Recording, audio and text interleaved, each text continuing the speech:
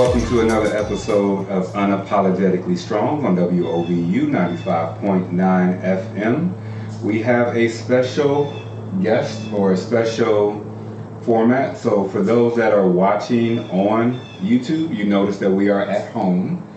And for you guys that are listening, this is just regular. So today I have my lovely wife, Joy, as our guest. But in reality, Joy is going to be the co-host of today's show, and our marriage is actually the guest.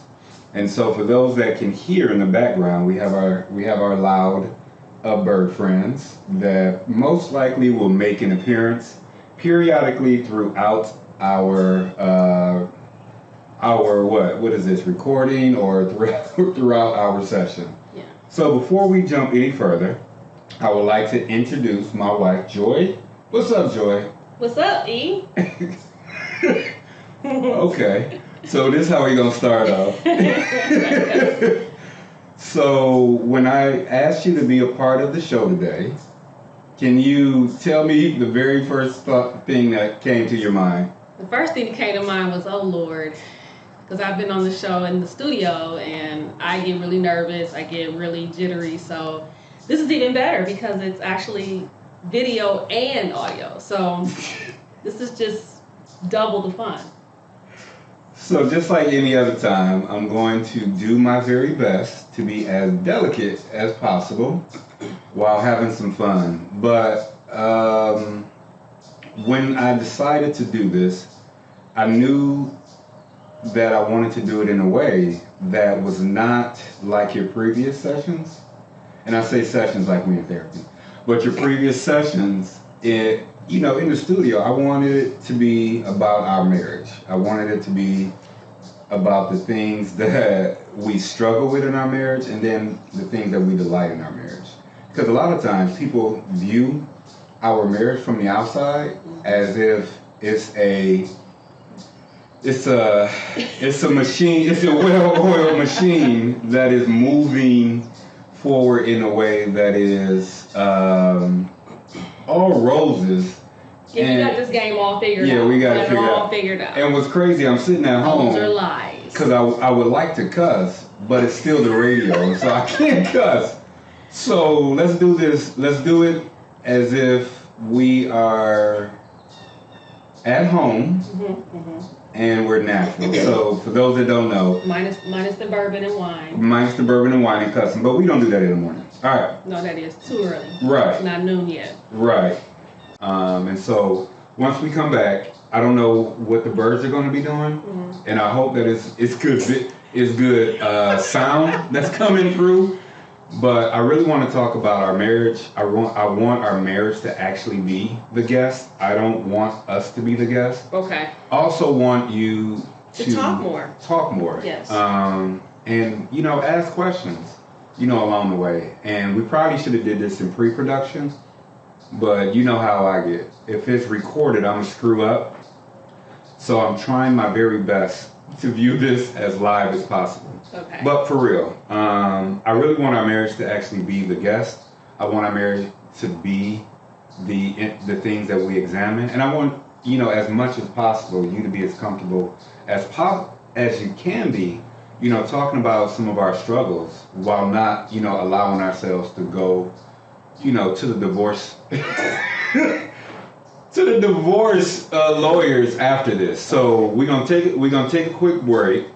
We're gonna pay some bills, and we're gonna come back, and our marriage is going to be on this couch, and we're going to interrogate our marriage. All right? Okay.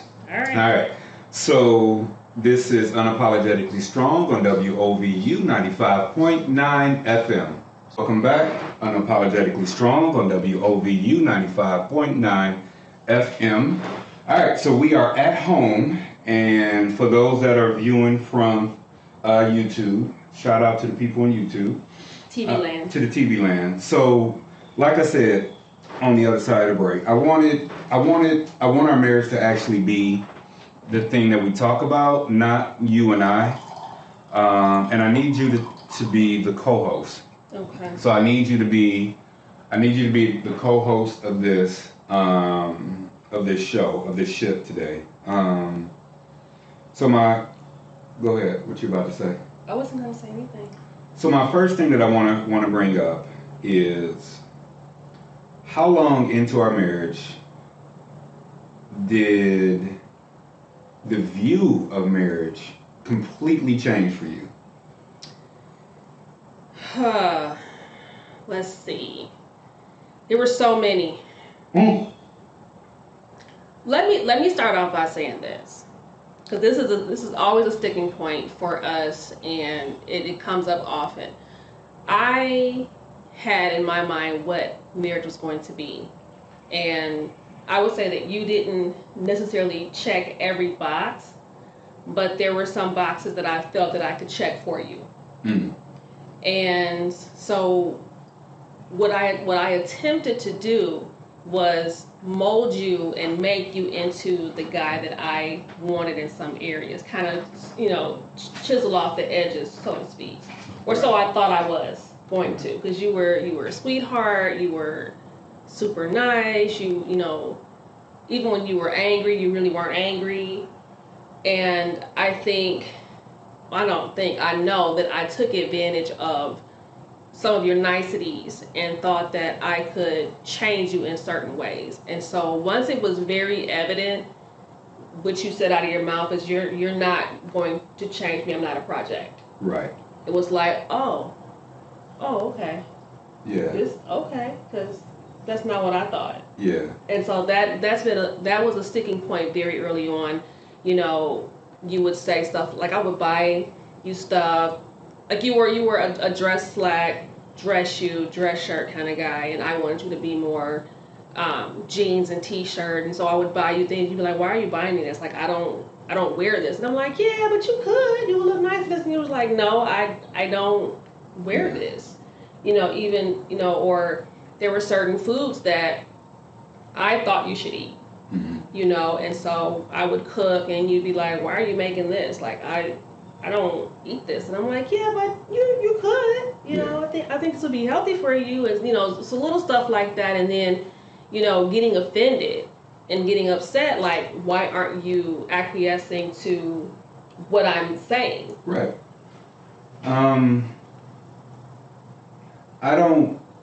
I think once I got into being married, so we've had phases in our marriage. That first phase in our marriage was a total knockout drag out fight at times. And that knockout drag out fight at times had more to do with that idea of change. I in no way thought I was a really, finished product. And roughly about 2 to 3 years into our marriage, that thing that I thought that I wanted in marriage actually disintegrated. And just to even add to that, we didn't date very long. No. We only dated 8 months total? Yeah. And even out of the 8 months total that we dated, we were engaged like almost half of that. Yeah. And so it was quick. And people kept saying, like, why are you getting married so quick? And at the time, my dad was sick, and it didn't look like he was going to live much longer. Lady B went on to live almost, 12 extra years. But, it's like, I really want my dad to walk me down the aisle. Like, yeah. That was major for me. And again, it just, in hindsight, it just shows how much of my family spilled into my marriage. And that's where I say that first 2 to 3 years was really dark for us. That leave and cleave did not. There was no cleaving. Yeah.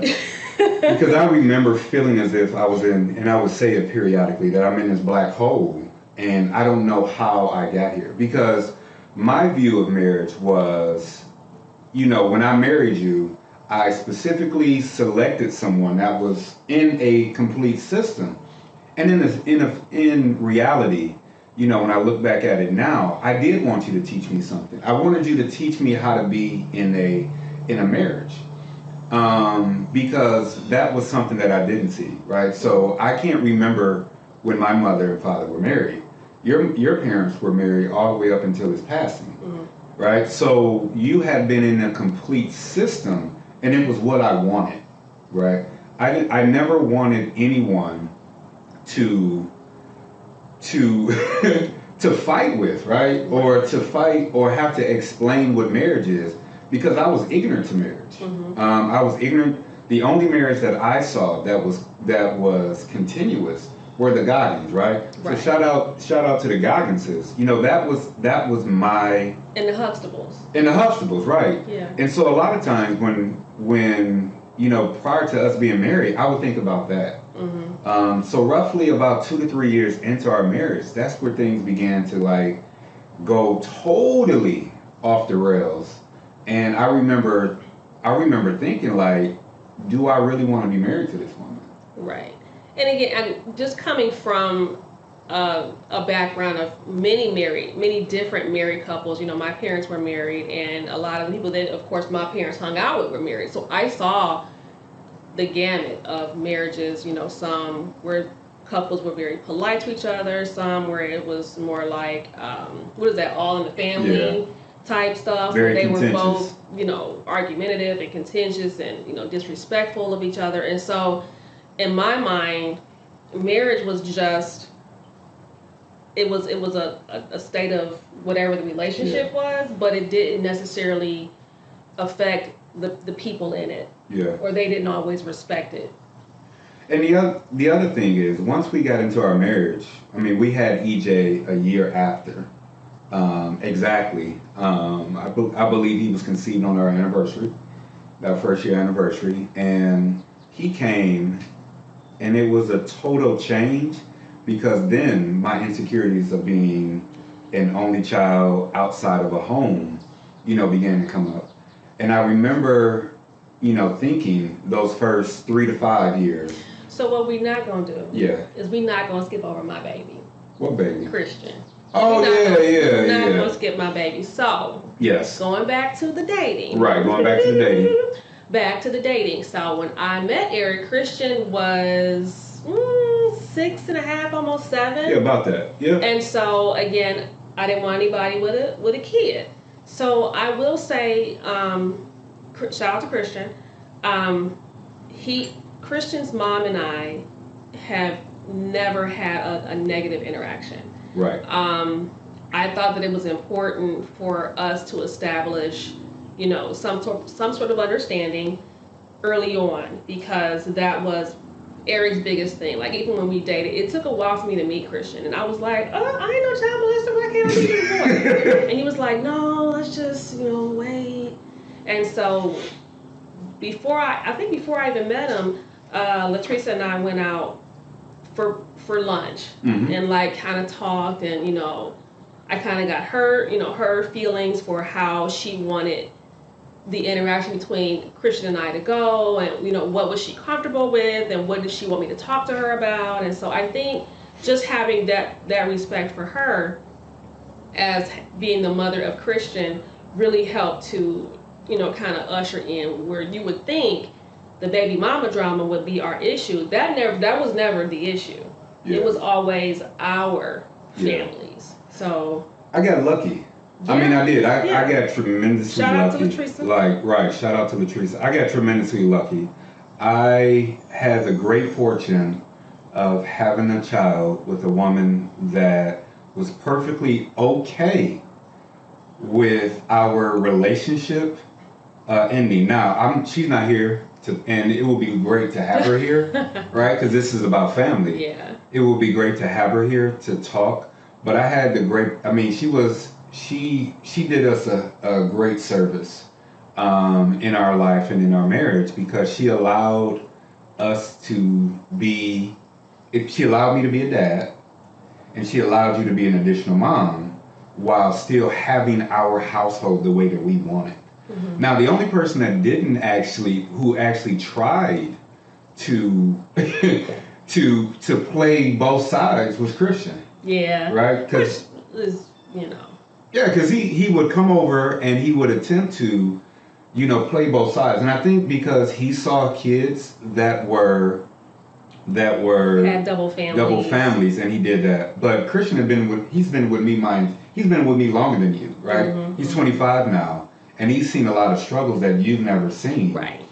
And so getting him, or one day possibly getting his his side of the story of our marriage would be great. But yeah, we're not going to gleam over him, and we're not going to gleam over, what he contributed, because to be perfectly honest, I don't think that our marriage actually began to change until we had EJ. Right.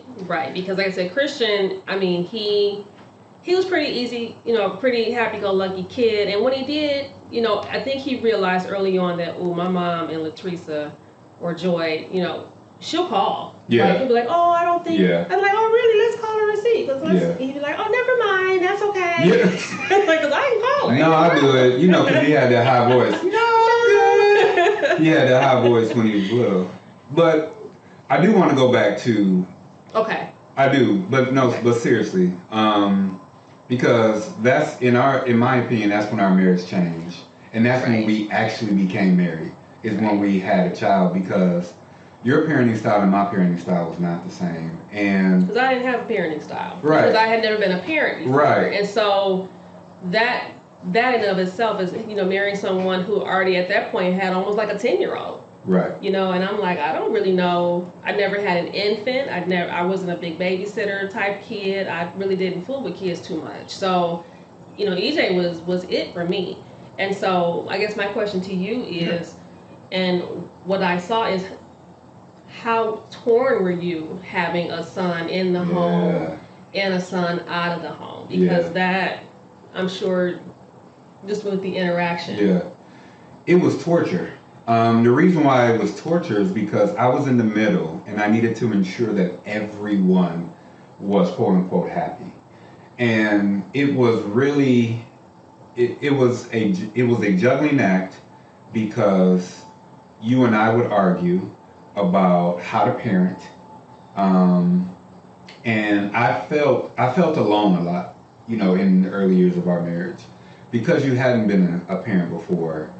And because you had ideas of how you wanted our marriage to go and where you thought, our kids should be, we fought a lot about that. And a lot, like I said, that first 3 to 5 years, not only did we fight about being married, right? So that persona that you put up, we fought about your family. We fought about, our family. We fought about the type of family we wanted to be in, the type of family that we needed to be. And it felt like torture at times. I mean, and a lot of times it was like, your personality is you have a know-it-all personality anyway. Christian has a know-it-all personality. Each has, and it's like, well, all right, this is how I did Christian, or this is how it's like, all right, okay, I know you already had a kid, but it was just like, you just knew, and that's how you want it. And I wasn't there for that, and I'm like, well, that's not what I want to do. And it was like, well, this is already a proven way that we already know this works, because he's made it to 10. Right. And it's like, yeah, but I just felt like in a lot of ways it was like, let me show you how I do this, and you just do it how I'm doing it. Well, let's be real. Yes, it was a sense of know-it-all, and it also was a sense of, I think, I'm gonna be real, it was a point of pride for you to be right very early in our relationship. Why was that, though, for real? I mean, I wanted a win. I wanted some form of validation that, I was a woman and I was able to carry a child and take care of a child. And sometimes it just felt like I wasn't the primary caregiver. It was like I was just kind of doing what it was you wanted to do. And I will add, I think in hindsight, I did have some postpartum depression and just didn't really know what the signs were at the time. So there were also times where I felt like maybe he does know better than me, maybe I'm not a good mom, and that would kind of factor in too, to where it would make me even more defensive and even more argumentative. Yeah. Because of the way, because of my emotions and how I felt. And the myth that we're supposed, our children are going to enhance our marriage. In reality, having Eric and the things that we were going through, it almost ruined our marriage. There were definitely times that I wanted to leave. There were times that I wanted not to be connected. Now, all the while, right? All the while you're going through school, We not even talking We're not even about done that, with right? school. Like I was getting my bachelor's when I got pregnant with EJ. In nursing, and so I was going to class in the evening, and so there were a lot of times we wouldn't even see each other. No, I mean, a lot of times it was, you know, I would have him in the morning, you would have him at night, or vice versa. Yep. And I don't think until, until he was like 7 or 8, to where he had both parents throughout. Because you were working nights. Right. Right. You were working nights. You were a nurse. He had a routine with me. Right. He had a routine with you. And it wasn't until we were together at home. I mean, bless his little heart, because it was like we had our thing, you guys had your thing, and it meshed when we were all together. We were like, well, wait a minute. And that's really where I think the arguing, because I wasn't used to having you home. Right. Right. And so we didn't really have a regimen. We just had a good time. And you were like, when you gonna do this? When you gonna do that? And I'm like, we gonna get to it. That's when our marriage. That's when we realized we were actually married. So we move on, right? We move on, and then we decide to have a second child. And when we decided to have this second child, Eric did not want any more children. No, I didn't. I didn't want any more children because I didn't know if I wanted. I didn't know if I wanted to continue to be in this marriage, and that's why. Right. And it was a sense of, we're going to have a second child, but this first child, right? Some of his quirks and some of his, idiosyncratic nature were just not coming out, right? So our son, recently within the last 3 years, have been diagnosed with a high level of autism. And so, a lot of what was going on started when he was 5 years old. And I'm like, you want to have another child? And we got this child, I was going to say this thing, we got this thing giving us this struggle. Right. And you want to bring another child? So no, I didn't want another child. And it's not that I didn't want Katie. Right. I didn't want this. I didn't know whether or not I wanted to continue to be married. Mm-hmm. Second, I didn't know if what was going on with this child. And thirdly, I had already had 2 boys. Right, and that was the sticking point. Yep. Because I'm like, you already got your 2, you done. Right. And me coming from, shout out to Toya, my younger sister, I wanted 2 kids. Like, 1 kid for me was like, no, he needs to have someone, in this world with him. Right. And I felt like, again, me pushing my agenda, like, no, whether we're together or not, he does not need to be by himself. Right. No, I understood that. And it was 100% selfish. Mm-hmm. Because what it was is, like I said, I didn't know if on both parts. It was selfish. Well, yeah, it was. But I didn't know whether or not I wanted to continue to be married. Mm-hmm. And it may, I don't know if people that are listening or watching, it may be a surprise that we're talking this candid about it. What's it, 7 year itch? It wasn't even 7 years. That was 5 years. Yeah. 5 to 6. That was 5. Was 5, 6 years. Yeah. And we had already had a lot of issues. Yeah, we had. I had popped off at your family. Yeah. I was in the doghouse. And to be honest, I don't think that my family really messed with me all that much anymore because I was miserable. Mm-hmm. I was going through depression. I was attempting to figure out what I wanted to do with the rest of my life because, once again, I didn't get my last master's degree until 2016. Mm-hmm. We met when I finished my first master's degree. Yeah, we were still going to school like the first 7 years of our marriage. It was, and we would, and anytime someone would ask us, we would say, get all of your schooling done first. Yeah. Because it's just too much. Right. It's too much to try to figure out bills, and then you got to figure out how you're going to afford the books, and right. It's a lot. Yeah. It's a lot. So our marriage withheld Katie, and Katie was a bit different. So I stayed home. With Kate. And in all honesty, I BS you not, and I almost cuss. I BS you not. This is where I decided to be in our marriage. And later on, we'll talk about how many different marriages we've had. right? No, for real. I will talk about how many different marriages, but for me, this was where I decided to be in the marriage because it was a girl. Mm-hmm. And I wanted all of my previous children to be girls. I wanted them to, because what I was afraid of, I was afraid of repeating what happened to me in my life. Mm-hmm. So I wanted all of my children to be girls, and I finally got my girl.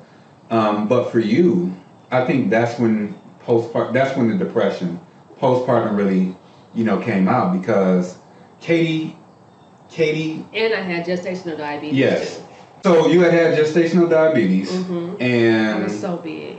And you had blown up, to a size that promoted unflattering. Right, that was unflattering. That promoted depression, and Yeah. Katie didn't latch. No. Right. And no, so Katie latched too much. She latched too much. Did not latch. And that's when you really broke down as a mother, despite all of your successes as a mother. Because I was also in a master's program when I was pregnant. Yeah, that's true. So when you look back at our marriage, we were doing too much. Yeah. When you look back at our marriage and Katie, and how do you think Katie affected our marriage? I think Katie definitely brought, you hate to say that cliche, like Katie brought us together. But I think that Katie is just Katie. Yeah. Like, Katie couldn't see. No. Katie couldn't hear. No. And one thing we did not have with EJ was surgeries. Correct. EJ, despite his quirkiness and us not knowing he had autism, EJ was good. Other than when I let him bust his head open. Yeah. Yeah. He was good. Oh, there goes Squirrely. Yeah. Stay on task. That was a squirrel moment for a squirrel. But Kate, on the other hand, she had some medical challenges, and that was scary for us. And so the fighting had to stop because we were actually nervous, and we had to focus and kind of circle the wagons, to make sure that EJ was comfortable, to support Katie, and it's despite how we were both in the medical field, and so we knew how important and how serious things could be. Yeah. And so we had to get serious. Yeah. And stop looking for me, my, and say, hold on, what needs to be done here? Right. And what's interesting about Katie is, I agree. She also brought us together, but I also stayed home with her. Mm-hmm. And so you'll see a lot of our personalities that are similar. That because I stayed home a complete year with Katie. And then I stayed home and you stayed home a complete year with EJ. And you guys share, a personality, and Katie and I share a personality. Right. But when I decided to stay home with Katie, and I was a male staying home, and you went to work, you became a deadbeat. I became a deadbeat dad. I became a kept man. People talk so bad about you. Yeah, and it was unheard. Like now, right? It is all all the rave. It's like, oh my God, my husband stays home with our child. But back then, we had to do that, and we had to do that because we couldn't afford daycare. We couldn't afford daycare. It's not happening. We had daycare, Grandma Ellen. We had Grandma Ellen. When I decided to stay home because it was my decision, and I left the hospital. I left university hospitals, and I stayed home. What do you remember about your idea of who we were as a couple, during that time? I mean, that for me, that was a load off. The fact that I never wanted to send any of my infant children to be with strangers. Mm-hmm. So it was just knowing that she was with her dad all day, was a comfort to me because it was someone that I knew that I was comfortable with. I was one of those women who was like, I can't leave my kid home with my husband. I can't fathom not being able to leave my kid home with my husband or feeling like he can't do. And he had to juggle the breast milk and making sure that all of that, yes. that was never an issue for me. Like, that was a comfort. The other thing that would happen was, at that time, it was my turn to figure out what I wanted to do with my life. Yes. And I didn't know. I didn't enjoy working at university hospitals. It had run its course. I had been there for 8 years.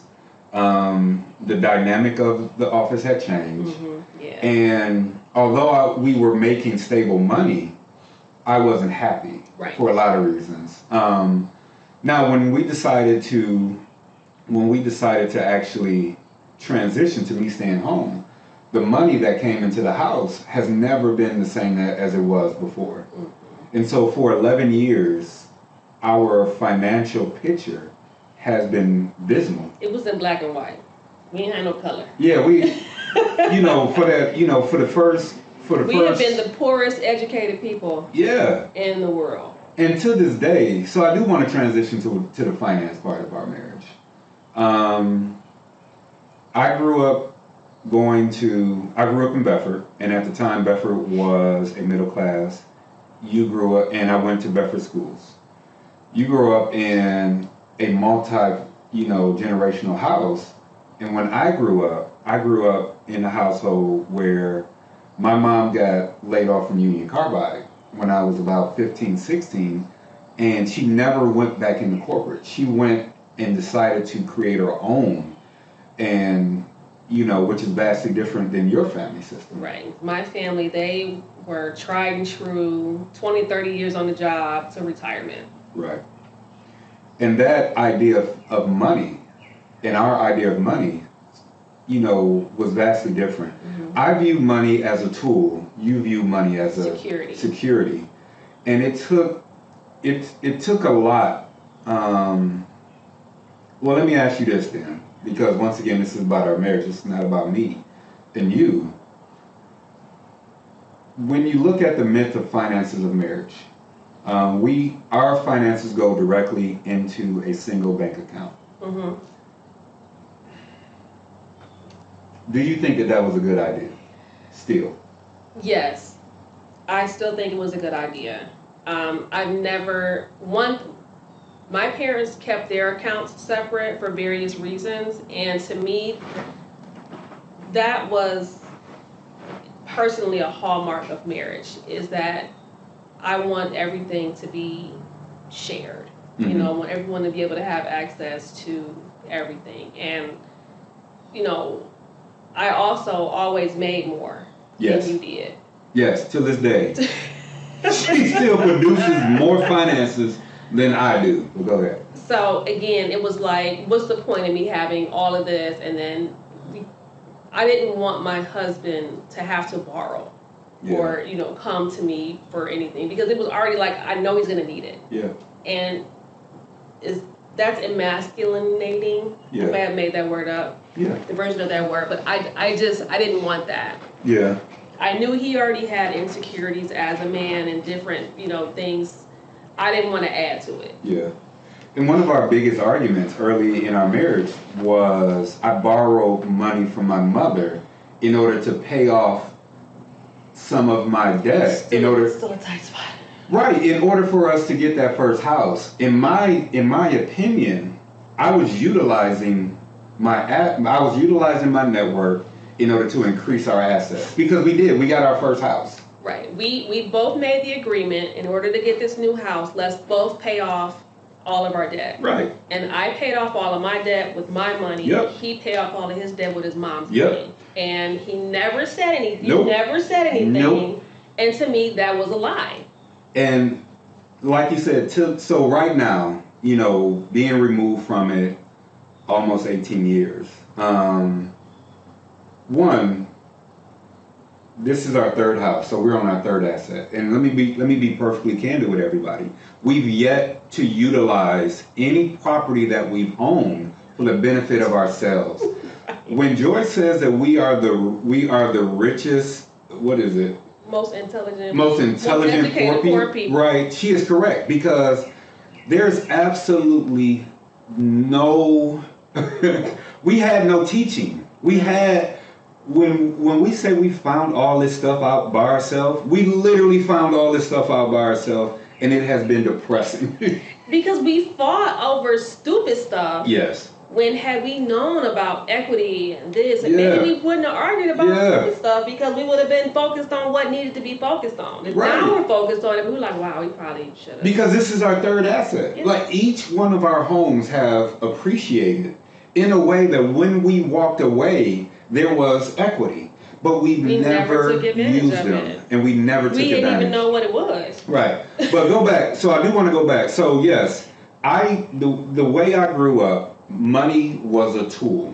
And you use that tool to get to the point that you wanted to get to. And so yes, I went to my mother and like, hey, we're attempting to invest in a home and I need to pay off my credit card. And I knew, once again, I go back to what I said earlier in the game or early in the show, is that I was, there were so many red flags and so many things about our marriage, even while being married in the early years, that I wasn't vibing with. And to come and be like, yo, Joy, I borrowed money from my mom so that I can pay off, improve our credit report to get this house. I knew that you weren't going to view it in a way of, wow, Eric, you utilize your assets and we get to get an asset. And I was like, no, I'm not going to talk about it. It was an assumption that I wouldn't mind or it wouldn't bother me. And that was just... No, I knew it was going to bother you. Oh, okay. No, for real. There's never been in our marriage, there's never been a time where I was at a point that I didn't know how you were going to react. You are and continue to be a very black and white actor. And so there were things that were predictable. And so when I decided to go out and ask, my mom for the money, I knew you were going to be upset. But I also knew later on that I would have to be honest about how we got there. Okay. You see that? You just went up. You just did that. I know, because like I said, I feel like I should have been a part of that discussion. Yeah. Because if I didn't have the money, I don't think that I would have just borrowed it from my dad. Yeah. But that's your fault, not mine. No, seriously. Because if you think about it, borrowing family. But like why? If you couldn't afford it, you just didn't get it. No. If we gonna be real, be real. The reason why, be honest on why you did not or chose not to ask your family about the money. Who had the money? Why did you choose not to do that? Because I didn't want it to be held over my head. Thank you. And that's what my family did. Right. You did not, and all the things that my mom is, and we still are working through it, she never held it over my head. She understood that, there's a choice between us staying in a one-bedroom apartment in Warrensville to where you can go and move to Maple and get an asset. Mm-hmm. She understood it. Yeah. So when we're looking at finances in our marriage, I don't think that our finances, we didn't argue about our finances until recently about finances. Right. Apologetically strong. All right, so let's land this ship. Okay, red flags. No, not yet. Oh. Let's land this ship. God. Let's land this ship. This is what I don't like about you. Right. Before our kids get up and the birds, because little feet are up. Right. Well, they big feet now. Right. Because we are at home, and we are doing this from a position that in the morning time when we get up, we have a tendency to gravitate towards. Yeah. We all really enjoy nature. Right. So we've talked about how we met. We talked about the difficulties in our marriage. We've talked about the types of marriage we have. In my opinion, I think that we've had at least 3 to 5 different marriages. I was going to say at least 3. Yeah, over this 18-year period of time. And I think as long as we continue to stay married. And that doesn't mean we had infidelity 3 times. Right. There's been no infidelity, but just the idea that the marriage has changed and morphed and, different things like that, depending on the situation, what happened. What's crazy is You like some of you were infidelity. What's crazy is I think that we've had people that have been a part of our marriage, over our marriage, that we have dedicated a high level of energy towards, that has taken away from our actual marriage. I agree with that. And so no matter how you want to term it, it is there. Yeah, because so that is infidelity. Right. No matter how you want to term it, it's there. Yeah. And so the scary part is when we think about the different types of marriages, you know, people that have entered our marriage have been people that are connected to us DNA wise and not connected to us DNA wise. Mm-hmm. So I think we've had many different marriages, and in having many different marriages, I think that we're on a, you know, I remember the day that this version of our marriage started. I came to you and I said, you know, these things have to stop. Now let me go ahead and be perfectly honest. Recently, you know, we have had some difficulties, right? We've gone through some struggles recently, and we're going to have another change in our life. Mm-hmm. And that change has to deal with you. It seems like this position or job that you have right now is on its way out. Mm-hmm. And I recognize that that's a scary thing for you. And that has, you know, caused our marriage to have some issues. Right. Go ahead. So I always think about, and this is really stupid, but oh my goodness, what's the Whitney Houston movie? I don't know, Bodyguard. No. Okay. Come on, we only Waiting to Exhale. Okay, Waiting to Exhale. Okay. So for this 18 years or 17 years of our marriage, I have been the primary breadwinner. I've always been the one who had the most stable job. Correct. And as we have opened the private practice and it has become more successful and us working in it together, many things have changed on my personal professional side to where now I am feeling a lot more like how Eric did back in the day, with just the uncertainty of what comes next for me professionally.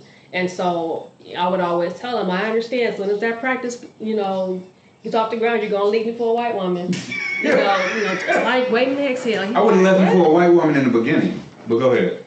Go ahead, I'm listening, I'm sorry. But it's always been that little bit of insecurity that as soon as he gets himself stable, that things are going to be different. Right. And so we're going into a different transition of marriage. We're going because we already talked about it. You view money as security. Right. Money meant security for you, comfort. And when you look at a lot of these IG posts, they're right in the what men look at and what women look at. And what we're talking about is masculine and feminine. But we're going into a different transition in life. And so recently, I asked you the question of marriage, right? Our marriage. And I asked you, do you need me or do you want me? Mm-hmm. And you answered the question of, I need you. Mm-hmm. I wanted you in the beginning. Right. And now I need you. And so what I said was, for me, I said, well, no, I want you. And you were like, well, and I went into it. You needed me in the beginning. Right. And now you. Can I finish? Well, you just. Well, hold on. Give me a minute. All right. So I went into, right now at this current aspect of our marriage, right? Because I remember the day that I went from a need, which that was in the beginning, right? I needed you because there were things that were broken about me. There were things that I wanted to disprove about me. There were things that people said about me, right? He can't be married. He can't be this. He's had multiple women. He need multiple women, this and that, right? So getting married to you back then was a need, right? It was a stability need. Mm-hmm.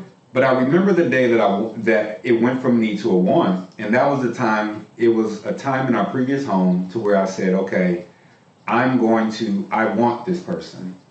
And when I described to you the other day the things that I want, and I recognized that our marriage was not where it needed to be, you asked me, like, what does that mean? And I described it. I said, I went from need to want because I want you as a wife now. And you said, why? I said, because when things are great, You're like a walk. You're like a sunny day, and you know how I take walks on the beach. And I said, when I'm walking on the beach, I feel free. I feel open. I feel honest. I feel safe, and I feel, you know, out there. And I said, when you and I are doing great, that's how you are. That's what you are to me. You are a walk on the beach for me. And so that was something, you know, when I knew, you know, that I wanted that, and I knew you could give that to me. And I say all that to say that was a lot, is we've had a bunch of different marriages. In our current iteration of our marriage, what scares you about putting, you know, going into this next phase with your change of possible change of occupation and whatnot?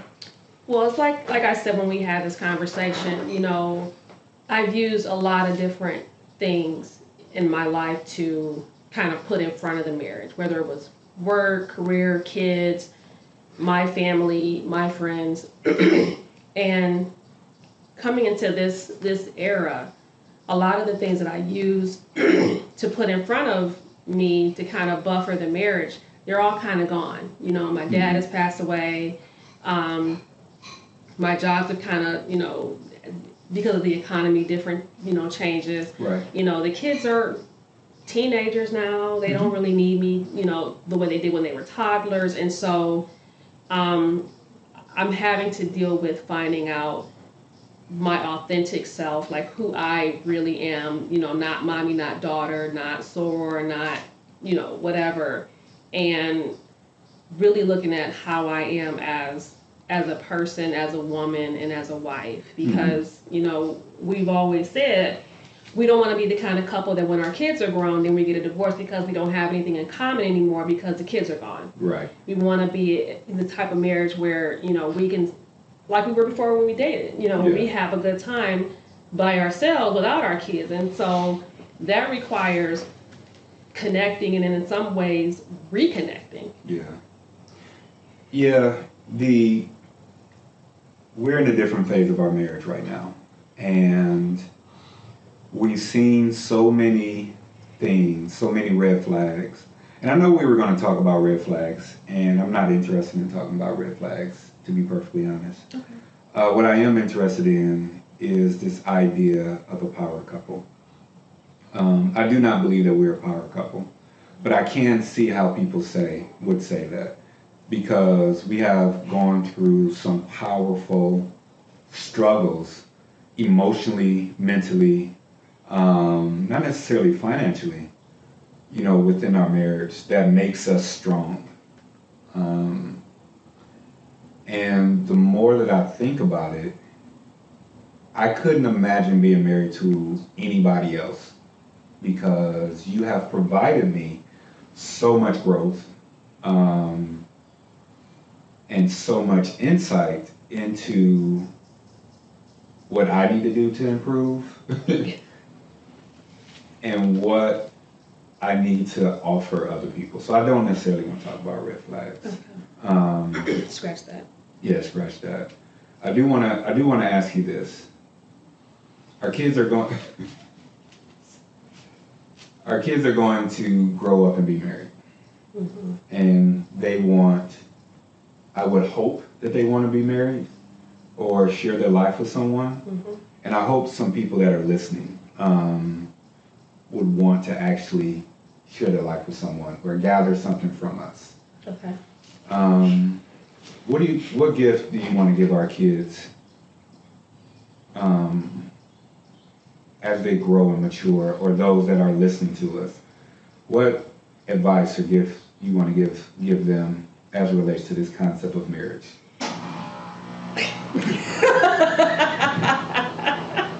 Go ahead.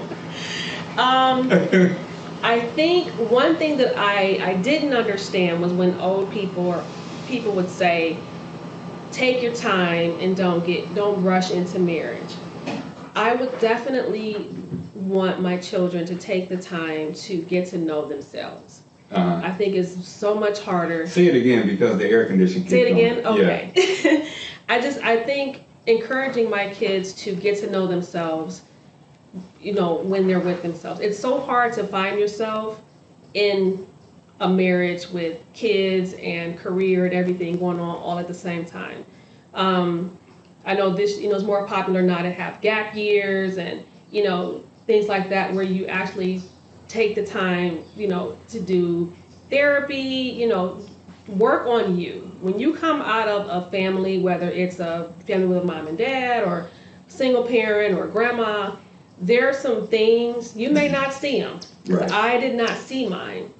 But there are things that need to be smoothed over and just kind of looked at before you try to merge with someone else. I will say one of the benefits that has probably kept us together is the fact that my husband is a therapist. Yeah. Because he has a more graceful way of looking at things than probably the average man does. Mm-hmm. I don't know that if I had been married to anyone else that I would still be married, because my personal journey happened amidst everything else going on. Yeah. The other part or advice that I would want to give someone is allow your marriage to be undefined. And what I mean by that is we go into it with these check boxes, we go into it with these ideas, and all hell breaks loose. When you add family, when you add kids, when you add job. And so when you have an expectation of what your marriage is going to be long term or whatever, I think that is why we see such a high divorce rate. Is what you're really seeing is that snapshot. That snapshot. Like, realize, they're going to lose their hair. Yeah. They're going to change. They're that going hurts. You threw that in there. I mean, they're gonna gain weight. It's going to happen. And just because they might be fat with gestational diabetes, doesn't mean they're gonna always be fat with gestation. They may lose it. It may come back a little bit more. But no one stays the same. Yeah. They change, and you hear that a lot when people get divorced. Like, well, they changed. Yeah. Well, they're going to change, and there have been some versions of Eric I have not liked. That hurts. And then there have been some versions of him that I've liked more than others. Yeah. But you still gotta get to know that new person, because I'm not the same person I was back in 2006 or 2016 for that matter. Yeah. But I like Eric enough to get to know him all over again in whatever version he's going through. Yeah. And if I don't like that version, I know to say enough of him to say, you know what, this about you I do not like. Like this new here, I don't like this. I'm a come home with a man piece. Because but so we're coming up on our 18th year, December 2nd.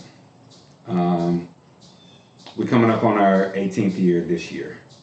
And so if I look back at our marriage has gone over a developmental period like kids do or humans do.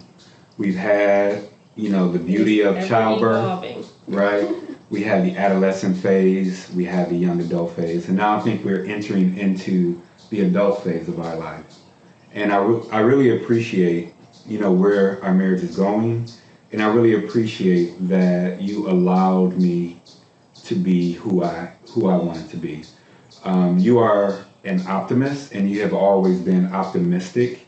I have been a pessimistic realist when it comes to our marriage specifically, because there was a lot of hurt. And so I really appreciate you continue to be an optimist, continue to be an ever-evolving. And I think that last piece that you said, that piece where it comes into, you can come to me and be like, your breath stink or your butthole stink, and I receive that. If anything that I want to tell anyone that is choosing or would like to get married, allow yourself to be corrected by your spouse in a way that is helpful. They get no benefit of harming you. And if you are with a spouse that harms you, then you made the choice, the poor choice. I truly believe that 95 to 97% of what happens in marriages have to do with the individual. and you harp on that 3 to 5%, believing that that is something that's the 80-20. right, Yeah. that's valuable. It's usually about you, and when you get you better, your marriage gets better. All right. Anything else before we close out? Oh, well, I was going to say that, there have definitely been times that I've hurt Eric. And I think that being honest and being honest and open and being direct and saying, I know I hurt you, with this, and I apologize, and, changing. Yeah. But I know that there have been things that I have said and done that have been hurtful. And so a lot of times we as women, we feel like we don't do anything. Yeah. What? No, I didn't. Yeah. But we do. We can definitely, dish it out as well. So I think it's important, even in being, a woman, to know when you're hurting or you've hurt your husband and acknowledge that.